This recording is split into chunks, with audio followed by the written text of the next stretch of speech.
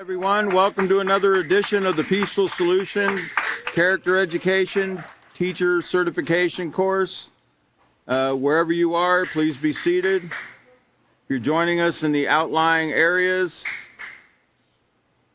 please be reminded of the fact that we do have the book that we're learning from tonight, the self-control unit. At the top of the Facebook page there, there's a drop-down menu on the official Peaceful Solution page, a drop-down menu showing the self-control manual. And we're going to be picking up on page 175, where the last teacher, Chris, left off. I'm glad you all made it back to another class. And we're going to be picking up, as I said, on 175. But before we do that, of course, what I would like to do is do a little bit of a review of what Chris went over in the last class. So let's go back a little ways here to page, let's go back to page 173, because he's talking about society on a global scale. And we will also go back and read the step that we're on here in just a moment. It says the last concept. Remember what we're learning in this. Let me also just remind you of what chapter we're in. We're in chapter 6, Self-Control in Society, which began on page 153. And Chris left off talking about society on a global scale, you know. And remember what a society is. It's a group of people with common values that share common ideas and goals, etc. But now also remember, there's some that are anti-establishment or anti-social.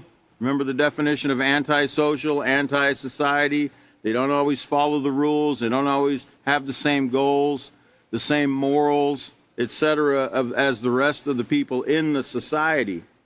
And a society is just a group of people, as I said. Could be a small community, could be a state, could be a nation, could be the whole world. We're talking now about society on a global scale or a worldwide scale. And the last concept that says that's going to be considered in this chapter is how self-control affects our society on a global scale. And the word society can refer to a small community or an entire nation. Conflicts can develop between nations just as they do between individuals. Y'all remember what a conflict is? Conflict is not a war. A conflict is simply a disagreement between two parties. You know, you could have a conflict in your own mind, you know. Do I want spaghetti tonight or do I want tomato soup? Could be as simple as that. Could be you want to watch Channel 6, your son wants to watch Channel 7. I would say be a great diplomat, turn the TV off and go take a walk, right? That would be a better solution than sit there and watch that, what we used to call the idiot box. You know, unless you're watching something that's beneficial, that's building you up, and you're not going to find too much of that on the entertainment that's offered today. So it'd be better to go out and take a nature walk. You know, go play in the dirt, get some dirt, and, you know, look under a microscope and see what's in the dirt or something, or, you know, do something that's productive. But wasting time watching television is probably the last thing you want to do.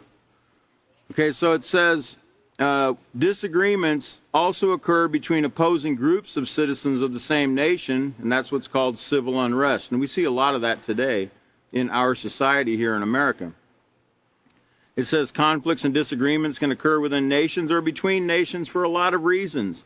And Chris named these four here that a nation could single out a specific ethnic group within its borders and mistreat them. You know, remember what we read about in the acceptance unit about, you know, the civil what they called the civil rights movement, you know, back in the 50s and 60s, and how blacks were being treated by whites, etc. Also, remember, even you can even go back further than that. You know, how did they treat the Native Americans, you know, that were here before they landed on the shores? And it wasn't, you know, it's really funny too, because I like to remind people, you know, everybody blames what they call the white people for doing this and that. And I have to remind them, you know who the first people that landed on the shores of America was, right? That started in America. Now, America, you remember, America stretches from, all the way up in Canada, the top of Canada all the way to Argentina. Okay, that's America. So you got North America, you got North America, Central America, and South America. Okay, so let's get the America straight first. Let's get educated. The first people that landed, when Columbus sailed the ocean blue in 1492, he didn't come to the United States.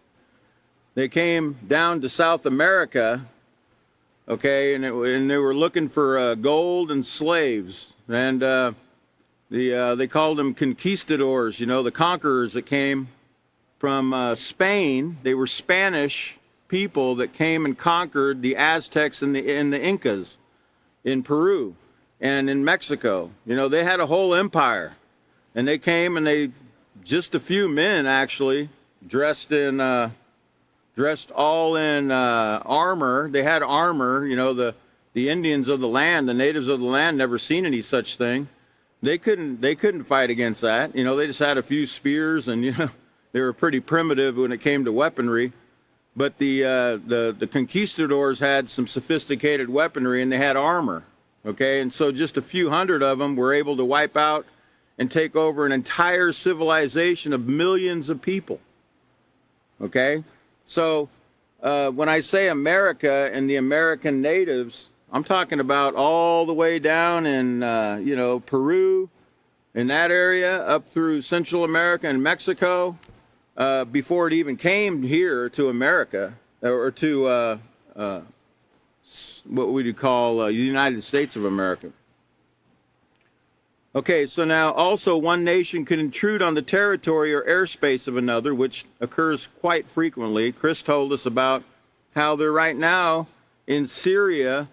They got oil fields set up, foreign nations are in there taking oil out of Syria without permission from the Syrian government. I would call that, what would you call that in the peaceful solution when you're taking without permission?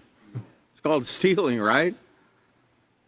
One nation might want the natural resources from another nation, including oil. That's a big one, but also water. A lot of nations are fighting over water. They're damming up water. I know along the Euphrates River, it's a long river and a long ancient river, there's a lot of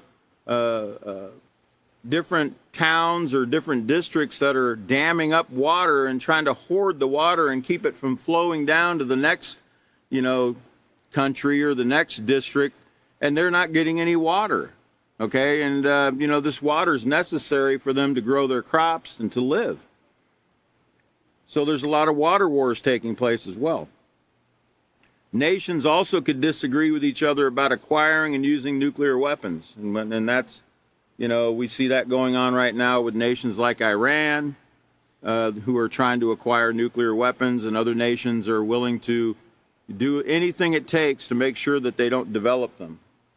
Okay, so now let's look down at the bottom of the page. It talks about war, because I want us to get the idea of what war actually is. Because a conflict that's not resolved, it says, just like with individuals, nations or opposing forces within nations can choose to declare war. So you see that war is not a conflict. Okay, war is a disagreement, but when it escalates to the point that both sides choose to say, we can't work this out, and they escalate it to violence like this, then that's called war. War is the devastating result of a breakdown in positive communication. It's the strongest evidence that all peaceful means have been abandoned.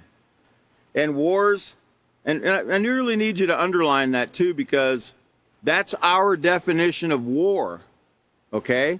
I told you quite a while back, I've read and I've seen books called The Vietnam Conflict. And it's like, well, that wasn't a conflict, Almost 60,000 people died in that conflict. That's not a conflict. That's called a war. War is where people are destroying property, they're taking lives, they've totally lost control of, and their even desire to want to work things out peacefully.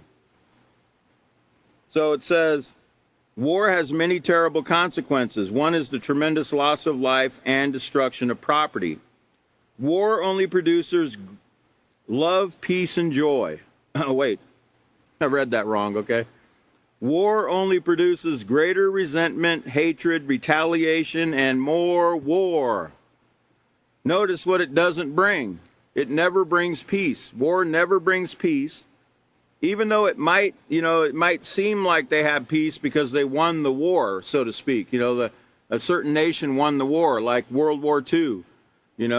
America won World War II. And that was thought to be the last war, but that was not the last war. We've had many wars since. Okay, so let's turn over to page 174, and that's where I want to pick up. Can you show the first slide?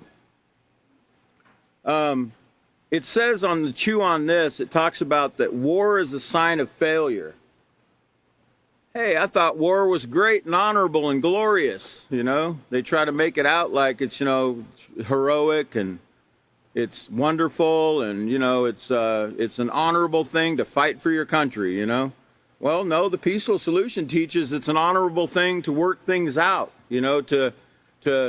to always de-escalate a situation, to always try a peaceful resolution where nobody gets hurt, property doesn't get damaged, people don't get hurt mentally, physically, and otherwise, right? It says here, war is a sign of failure. It's failure to practice self-control.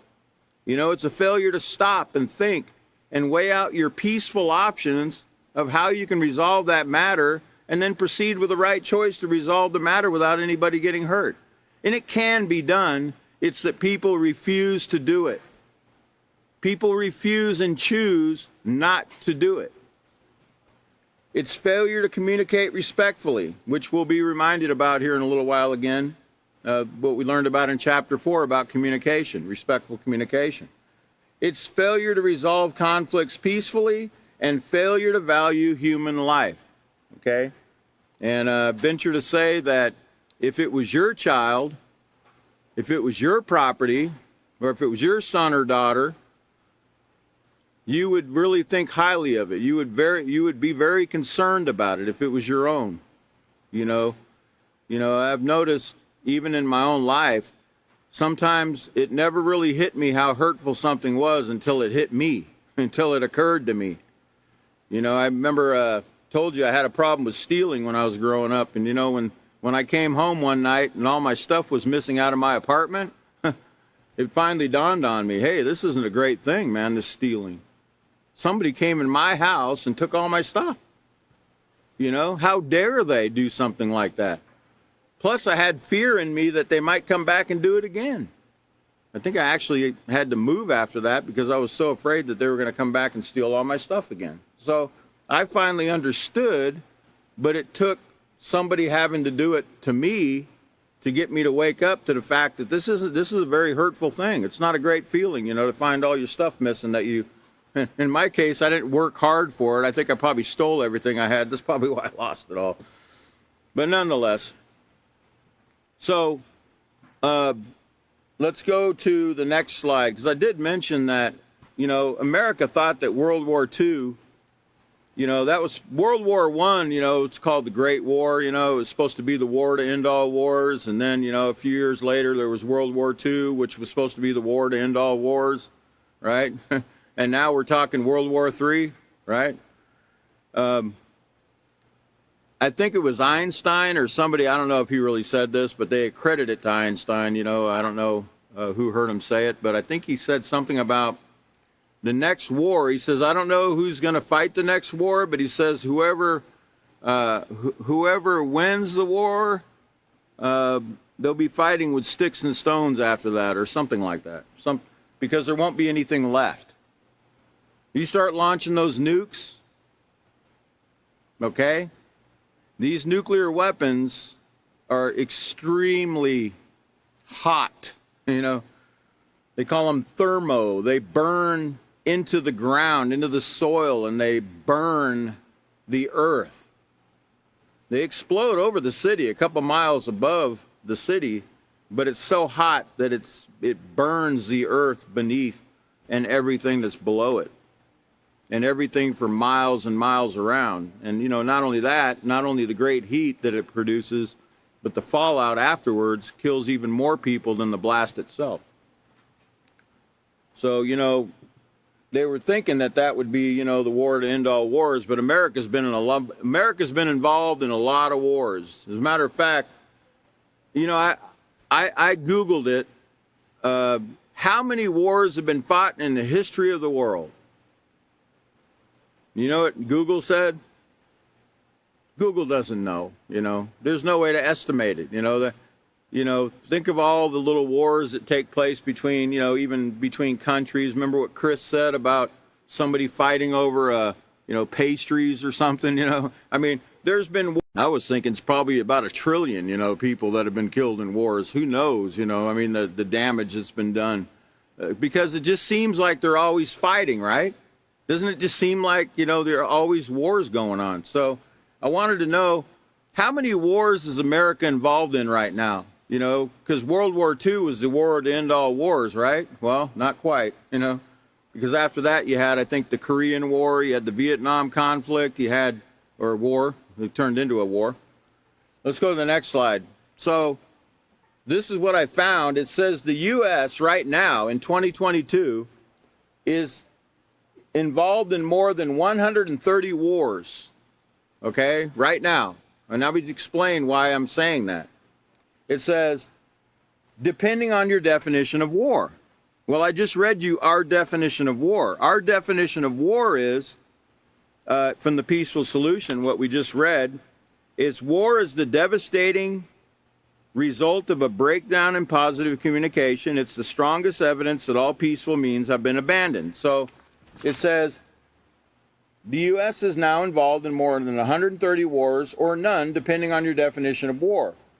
Or it is involved in one worldwide war against terror that successive U.S. administrations with congressional support have used to justify U.S. military operations in at least 134 countries, where they are engaged in direct combat operations, conduct special covert missions, act as military advisors, or train foreign troops or militias.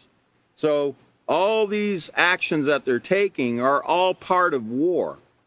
When you're in someone else's country and you're training a militia to take over another nation or take over that same country you're in, training them to do, that's an act of war.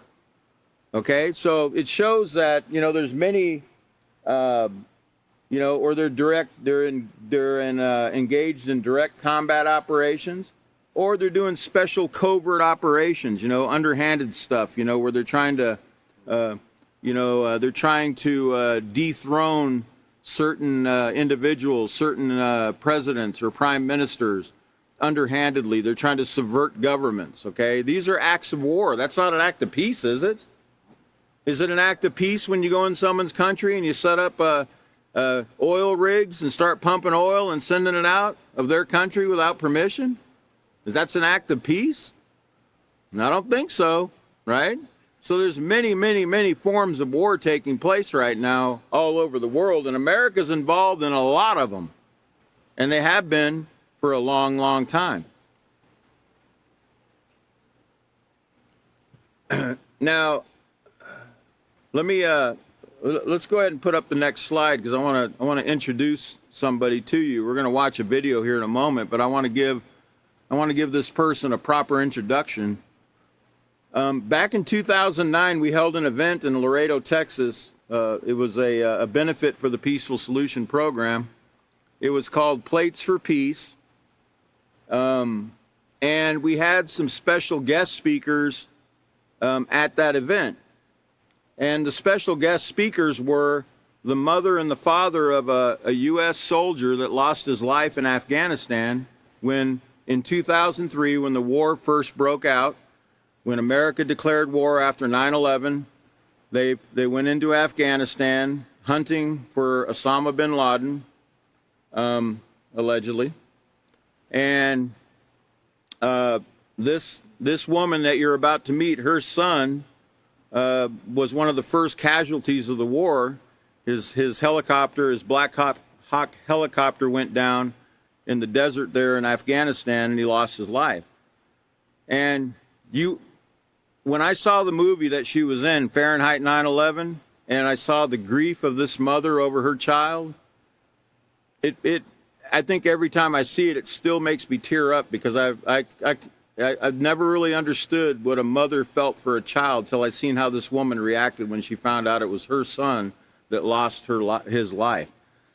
And, she was a big proponent of war, growing up. She grew up in Flint, Michigan. She was a big proponent of war.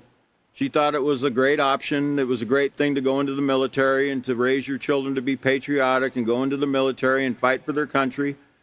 So she strongly believed in it. I think most of her family served in the military at different points. But she has a very different view now. Remember what I said about when it occurs to you? What takes place? You start to see things a little differently, and you start to wake up to the reality of what's actually really taking place with war in our world. Why are we fighting wars? In fact, I read a snippet today where somebody said it's human nature to fight wars. I couldn't disagree with it. It is human nature to fight wars. If you're not taught peace, if you're not programmed with the Peaceful Solution Character Education Program, and you're not taught, how to resolve conflicts in a peaceful way, you often result to war, to fighting, to arguing, to bickering. Okay, so without that education, without that positive moral education, it is in you to go to war. It is in you to fight. It is in you to retaliate and strike back. And that's why this education is necessary. As you're going to hear from her, she became a big proponent of the Peaceful Solution Program, and she's been following us now for years. So her name is Lila Lipscomb. So we're going to watch, I think it's about a 13 or 14-minute clip. So go ahead and roll the video, if you would.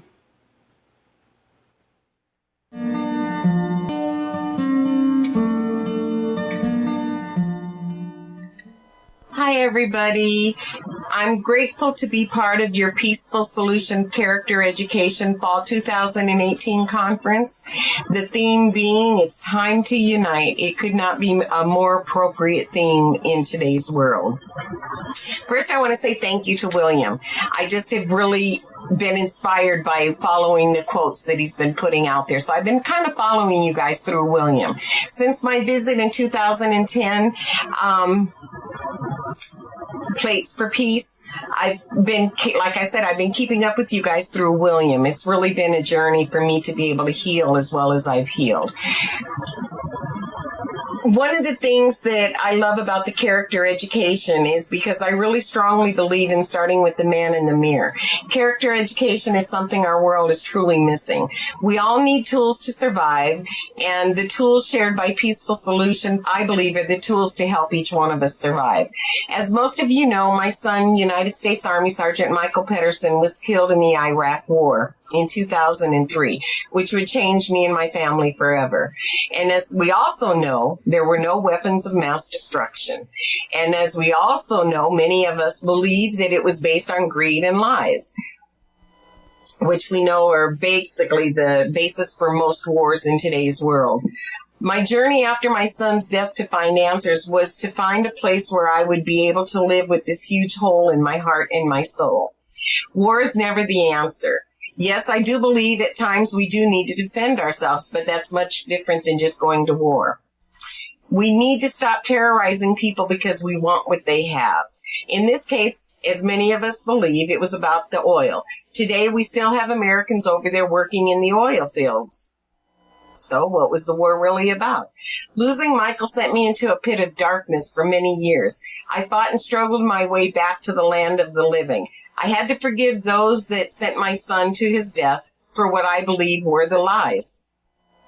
I forgave so that I could finally move forward in my life, which I've been trying to do. I was tired of giving power to the greed and the lies by keeping me in the darkness and the pain. We are not responsible for the actions of others. We're only responsible for our own actions.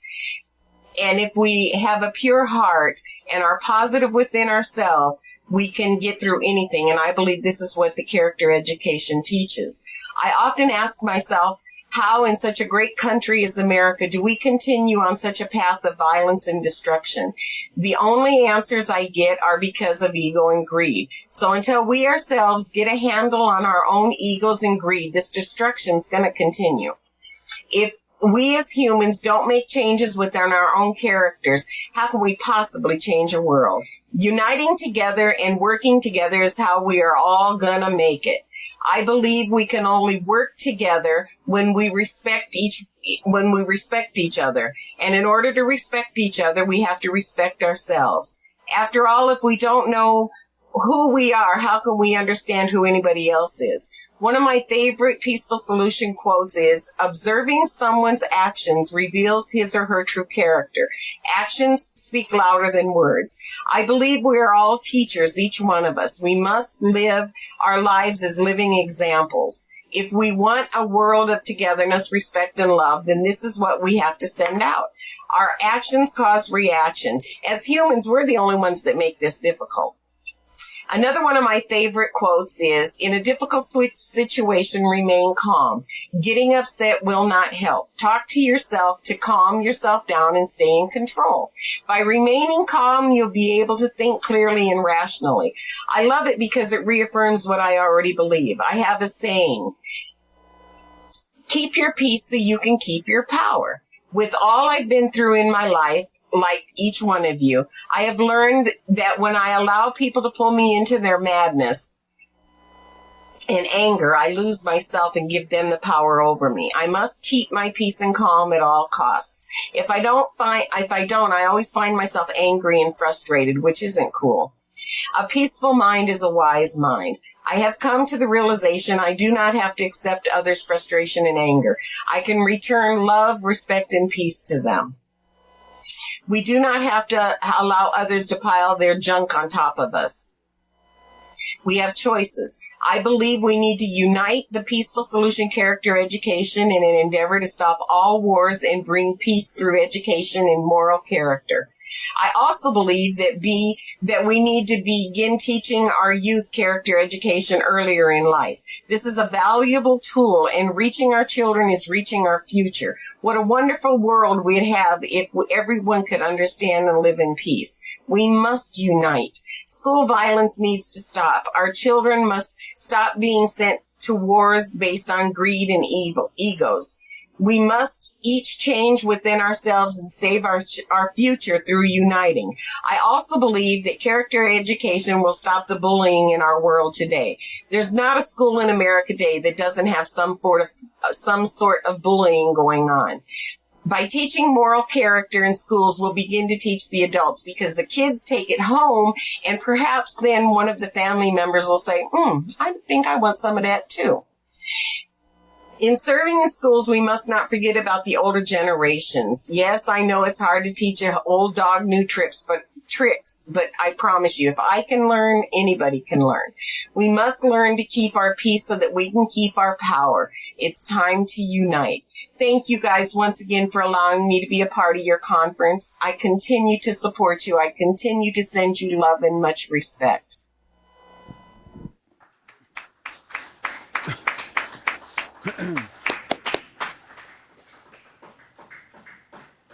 Okay, so as I said, Miss Lipscomb is a great proponent of the peaceful solution now, and she had to go through a lot of would you call a realistic education in what war actually is really all about. As she said, people just desire to take other people's things, or they don't have the desire to resolve the conflict in a peaceful manner. They don't want to, so they resort to just force, using weapons. In the case of America, we have a lot of weapons. We have a lot more weapons than a lot of other nations that we tend to go and invade. In that case, it was a country of. I think the opening clip was showing the war in 2003, where President Bush President Bush declared war on Iraq, it was 2001. I have to correct myself. It was 2001 when we went into Afghanistan. It was on 10/7/2001. Okay, so it'll be 21 years this October 7th.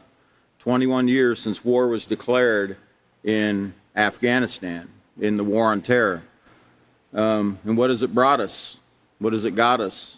You know, Taliban taking over Afghanistan again, you know, and we left all the weaponry, all billions of dollars worth of weapons and airfields for them and everything, right? This is what the result was. The result was there was no winner. Oh, the Taliban won. They got all the weapons.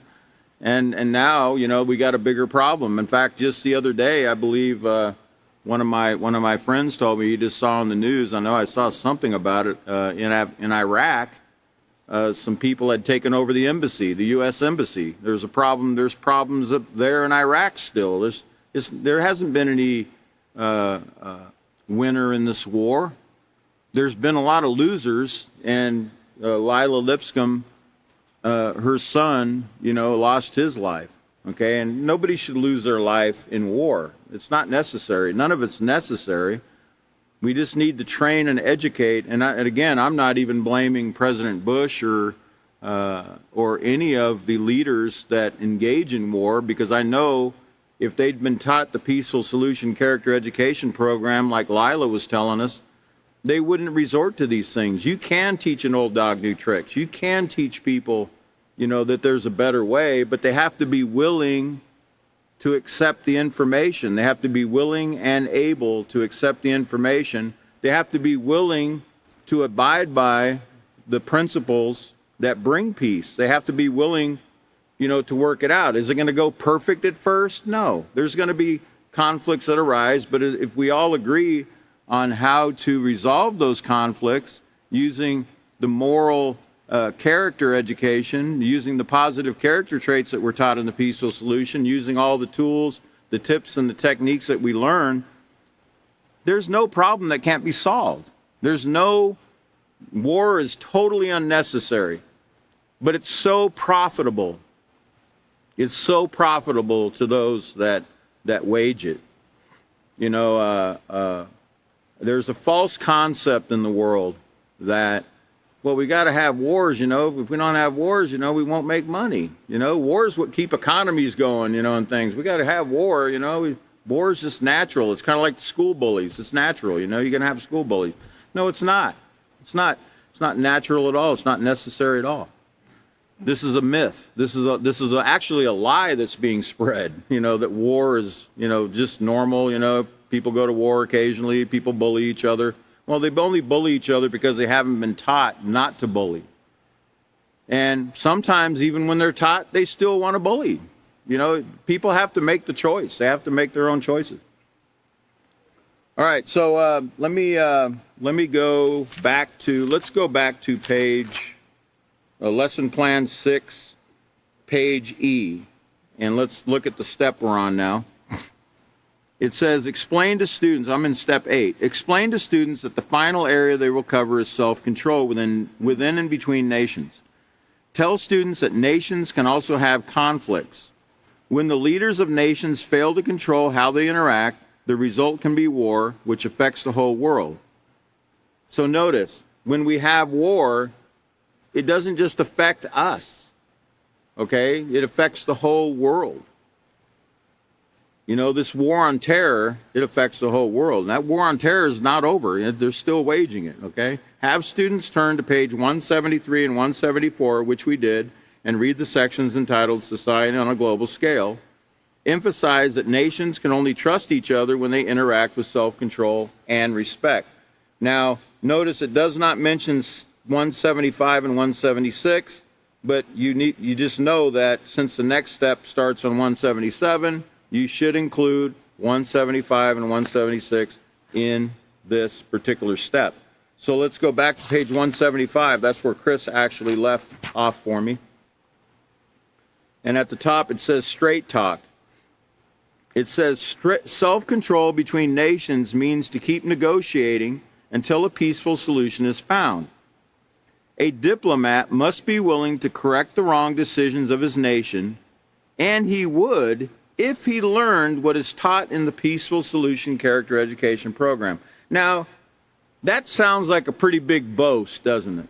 Sounds like I'm trying to sell a program, like I'm trying to sell you. Well, I am. I am a salesman. I'm not making any money from it, but I'm trying to sell you on the idea that if you use the Peaceful Solution Character Education Program, you will see a change very quickly, not only in your own life, but in those that you influence through teaching them. Even by your example, as Lila said, she said, we're all teachers, we're all teaching all the time. She works in a job center, she's not a quote unquote educator teacher, but she has children and she teaches her children through her actions. She's aware of that. We teach everyone, we teach everyone in our environment by our actions. We either set the right example or we set the wrong example. All right, but we're all teaching, at all times. And, if everyone learned what is taught in the Peaceful Solution, if diplomats were willing to correct the wrongs that have been done through the education in the Peaceful Solution, we could see peace break out on the earth. If we were willing to correct the things we've done wrong, go back and correct them. If you want to get to the root of the problem, you just got to trace it back. You got to trace it back. Well, where did this start? You got to trace it back. And I remember the author of the Peaceful Solution, he took out a full-page ad in USA Today back in 2001 after the 9/11 event, and he said, let's not do this. This is a bad idea. Do not go to war. War is not the answer. Let's sit down together and let's get down to why is this taking place? What's the problem between the parties here? Let's find out where did this start, and let's be willing to fix it. Let's be willing to communicate and respect one another, respect one another enough to listen to one another, and let's try to fix this problem. Okay, now let's look at the word diplomacy. I want to put up the slide. This word diplomacy, it means the profession, activity, or skill of managing international relations, typically by a country's representative abroad. Now, do you have to be a diplomat assigned by a country to engage in diplomacy? Or to be a diplomat? No. Okay, it just simply means the skill of managing interactions with people. Okay, the profession, activity, or skill of managing international relations. Do you realize with what you know right now, what you've already learned in the Peaceful Solution Program, you are miles, not to brag or anything, but it's the truth. You're miles ahead of the greatest diplomats. Remember Chris was saying that, the diplomats, we went, and I'll show you here in a minute, I'll show you some pictures, but in these embassies, there's some really great ambassadors, that have some really great skill on how to deal with people. And they can make you feel really great about things. But you know what they don't have? They don't have the Peaceful Solution Character Education Program. Now, they know bits and pieces, and they know how to communicate respectfully in a lot of cases, and they know how to win people. I guess they probably read the book called How to Win Friends and Influence People or whatever, or the power of positive thinking or, something to help them along. They probably took some psychology classes, but they don't have the moral education. They don't have the moral education, and that's the most important thing. Because without that, okay, you don't even really understand what stealing is. You don't even really understand the first thing about, what starts wars, not asking permission, not seeking permission, not, asking before touching or borrowing somebody's items, etc. I mean, you don't even know the basics of why you're even at war with somebody if you don't know the Peaceful Solution. But some of the synonyms of diplomacy are tact, tactfulness, sensitivity, discretion, finesse, delicacy, judiciousness, discernment, cleverness, skill, politeness, thoughtfulness, understanding, care, soft skills, and there's a French word, savoir-faire. I've heard that before. It's, I guess, some kind of, diplomacy thing there. Okay, so let's look at the next slide. And a diplomat is an official representing a country abroad. A diplomat representing a country abroad. Now, in the peaceful solution, we have many, many diplomats. Now they don't have, they haven't been sworn in as diplomats by the United States government or any government, but they engage in diplomacy with other nations, and they try to show them, we try to show them the way that they can both have peace with one another. Okay? And, as I said, the peaceful solution is the greatest teaching tool on the face of the earth to bring peace in an individual's life, in a community, a state, a nation, and in the world. If it's practiced, if two parties both agree to practice the peaceful solution together, to learn it and to practice it, you can actually have peace. The author of the Peaceful Solution, Yisrael Hawkins, boasted you could have peace in 30 days. Peace in 30 days in any nation on earth if they actually would start practicing the peaceful solution, teaching it, getting it into the schools, teaching all their diplomats, teaching all their government officials and the teachers in the schools. You can do it rather rapidly. Okay? And we can show you how. All you got to do is ask. But a diplomat is just an official representing a country abroad. Let's go ahead and look at the next slide, because I want to show you a picture. I will call this shuttle diplomacy. Okay? Because the word shuttle means a form of transportation that travels regularly between two places. And I'm sure you've heard of shuttle diplomacy, where certain ambassadors, they're always flying back and forth between two locations, trying to work out peaceful resolutions with different countries. Well, we have what's called shuttle diplomacy in the peaceful solution, where we have, as you can see here, this was back in 2012, 2013, when we had the Stop All Wars campaign going. Okay, there was the Stop All Wars campaign where we were showing people in Mexico, in Washington, D.C. We were going to all the embassies in Washington. Chris told you in the last class we were visiting all the embassies, telling them about the peaceful solution and how they themselves could first start in their own country to bring peace to their own country. And there were many that were interested in that idea. Okay? Now, in the Stop All Wars campaign, we had 3 steps to stopping all wars. Okay? 3 simple steps that you could take. Step 1 was to slow down and assess what's going on. Okay? In other words, stop and think, okay, what's taking place? What's causing the problem?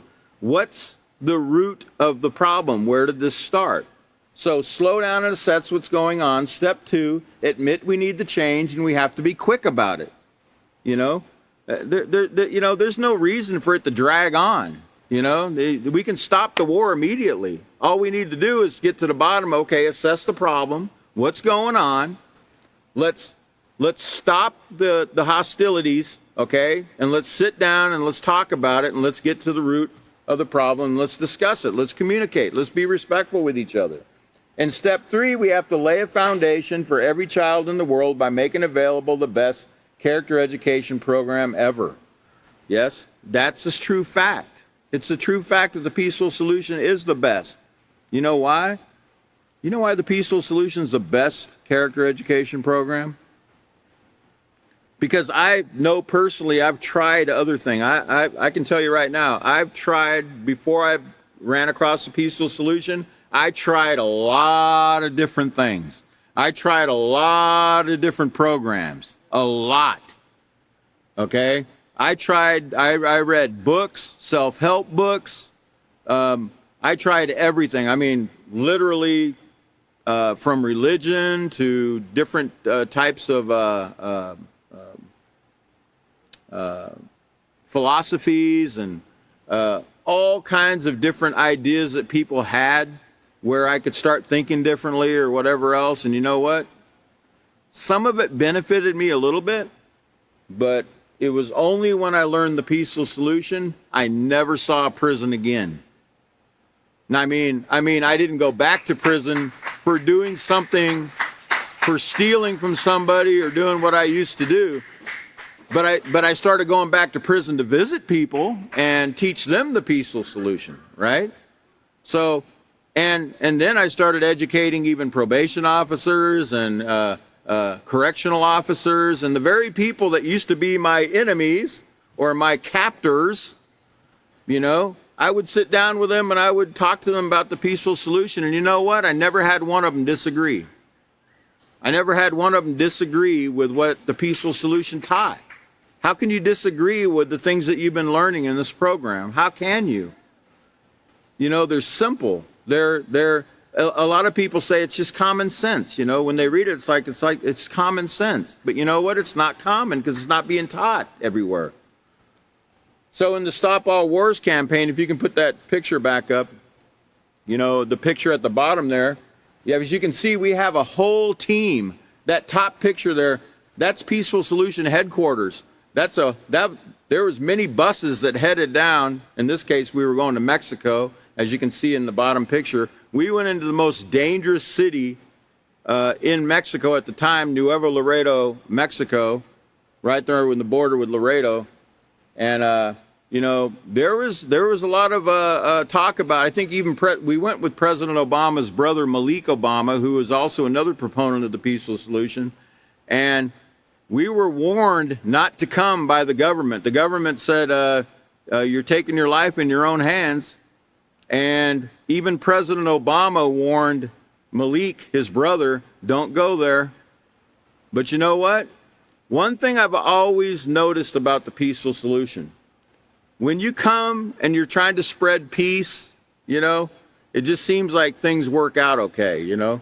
We didn't have one incident the whole time we were there. We were there all day, and we traveled all throughout the city, and we met with even stadiums full of people. Heard the peaceful solution, okay? And we never had any problem with anybody there. Now, the mayor there in the white shirt,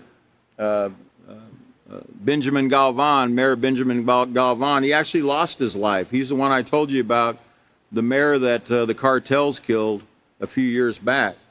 And we were very sorry about that because he was a huge proponent of the peaceful solution. He did a lot for the peaceful solution program in Mexico. And he got a lot of teachers taught, and he got it implemented in his city, in his schools. He allowed us to teach all the teachers, to train them, and they were given the Spanish Peaceful Solution Building Moral Excellence program, and they started teaching it in their schools. I haven't checked lately to see how they're doing, but we might have to check with them, right? Okay, so then the next picture, that same trip, we went to Washington. We also went to Washington, D.C. That's Embassy Row. Embassy Row is huge. There's embassies for 193 countries in Washington, D.C. So this is just a small fraction of the pictures you'll see of some of the embassies. But it's a very beautiful place to visit. But we walked all up and down Embassy Row. We met with even if we knocked on their doors, sometimes we didn't get in, but we left them something from the peaceful solution, okay? And we left them something that some books, and we left them materials that they could go over and learn about the peaceful solution program. Now, I got to tell you this. Remember where it said at the top here, a diplomat must be willing to correct the wrong decisions of his nation? And he would if he learned and he was taught in the Peaceful Solution program on page 175 there. Go to the next slide because I want to show you. You realize that diplomats in the countries under the Vienna Conventions from 1961, diplomats have immunity from prosecution for criminal. They can murder someone and not go to jail. They can rape someone, they can commit crimes, and they cannot put them in jail. The only way they can jail them is if the other country waives the diplomatic immunity, and then they can prosecute them, but most times they won't do it. So, diplomatic immunity, let me read you this. Ambassadors and embassy personnel are normally granted diplomatic immunity. This means they cannot be arrested, sued, or taxed by the country to which they are ambassadors. That includes their families, by the way, because their families live with them when they're on these, when they're in those missions. Their embassies and communications cannot be entered or searched without their consent, because it's considered their territory. You can't even go, a U.S. police officer cannot even enter into an embassy of any nation because it's their territory.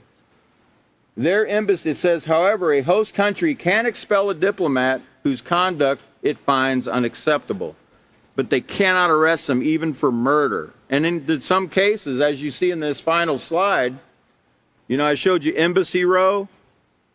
Well, that word row also means a quarrel or a fight. And in this case, in the New York Post, it says why dirty diplomats can literally get away with murder. And some of them do. Because remember, have they been taught the Peaceful Solution Character Education program? No, they haven't. Even though they're diplomats or they're skilled in diplomacy, they are not skilled in the diplomacy found in the Peaceful Solution Character Education program, which we're going to go over here in the next class, which will be on 9/7/2022 at 5:30 p.m. Central Time, and I hope you'll join us. You've been a great audience. We'll see you next time.